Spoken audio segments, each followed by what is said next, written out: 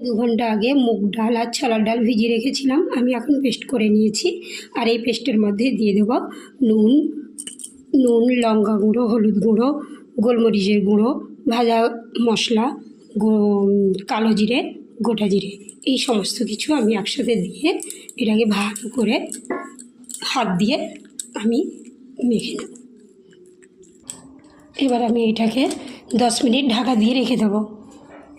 10 minute পরে আমি এই যে কড়াইতে তেল দিয়ে দিয়েছি, গরম হয়ে গেছে, ছোট ছোট করে পকোড়া বানিয়ে নেব।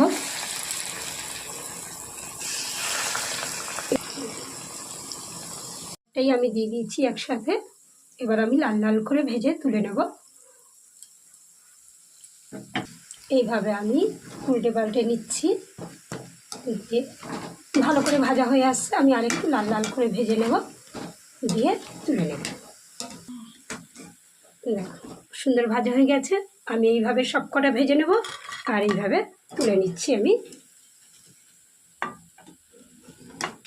সুন্দর তেল এটা ব্যবহার করলে কি হয়, তেলটাও নষ্ট হয় না, তেল পুরো ঝরে যায়। আর কি সুন্দর ফুলেছে। আমি কিন্তু কোনো রকমের সোডা ব্যবহার করিনি, তোমরা চাইলে করতে পারো। পেস্ট করার জন্য নিয়ে নিয়েছি চিনাবাদাম, কাজু বাদাম, কিশমিশ, শুকনো লঙ্কা, গোটা জিরে, সাদা তিল। আমি এইগুলো মিক্সিতে পেস্ট করে নেব। উপকরণ হিসেবে নিয়ে নিয়েছি টমেটো, ক্যাপসিকাম, মটরশুঁটি, ধনেপাতা, কাঁচা লঙ্কা, আদা বাটা আর 2টো আলু আমি আলাদা কেটে রেখেছি, ওটা আমি পরে দেখাচ্ছি। ডাল বেটে ভেজে তুলে নেওয়ার পরে আমি নিয়ে নিয়েছি 2টো আলু ভেজে তুলে নিয়েছি, একটা ক্যাপসিকামও ভেজে তুলে নিয়েছি। এই তেলের মধ্যে টমেটোগুলো ভেজে তুলে নিয়েছি। গরম তেলে দিয়ে দিলাম একটুখানি ঘি, 2টো তেজপাতা আর আদা বাটা। এর উপরে দিয়ে দেবো বাটা মশলা, মিক্সি ধুয়ে জলটাও দিয়ে দিলাম।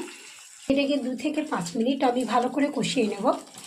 যতক্ষণ না একটা তেল বেরোচ্ছে, গন্ধ বেরোচ্ছে, ততক্ষণ আমি কষাতে থাকবো।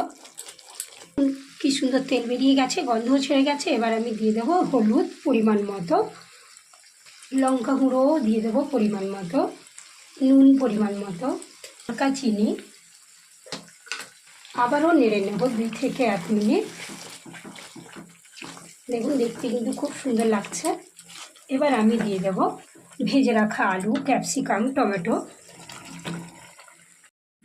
দিয়ে দেবো ছাড়িয়ে রাখা মটরশুঁটি আর 2টো কাঁচা লঙ্কা গোটা, দিয়ে আমি 2 থেকে 4 মিনিট ভালো করে আবারও কষিয়ে নেব ঢাকা দিয়ে। গ্যাসটা কমিয়ে দেব। 2-4 মিনিট পর আমি ঢাকাটা খুলে নিলাম। দেখো কি সুন্দর সেদ্ধও হয়ে গেছে। এরপরে আমি দিয়ে দেব ফুটানো গরম জল। এরপরে দিয়ে দেব শাহি গরম মশলা, গোলমরিচের গুঁড়ো। ঝোল ফুটে গেছে, আলু টালু তো কষানোতেই সেদ্ধ হয়ে গেছে। এবার আমি ভেজে রাখা পকোড়া, দেখো অনেকখানি হয়েছে, আমি এইগুলো একে একে সব দিয়ে দেব, দিয়ে 2 মিনিট ফুটিয়ে নেব। এবার এটা পরিবেশনের জন্য রেডি হয়ে গেছে।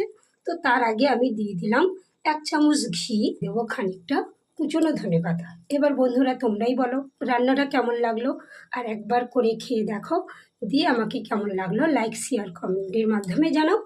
তো আশা করি বন্ধুরা যারা নিরামিষ খাবে, নিত্য নতুন ভাবছো কি রান্না করব, একবার করে দেখো, খুব ভালো লাগবে। আর তোমরা জানাও এই ঠান্ডায় কেমন আছো। আশা করি বন্ধুরা সবাই ভালো আছো।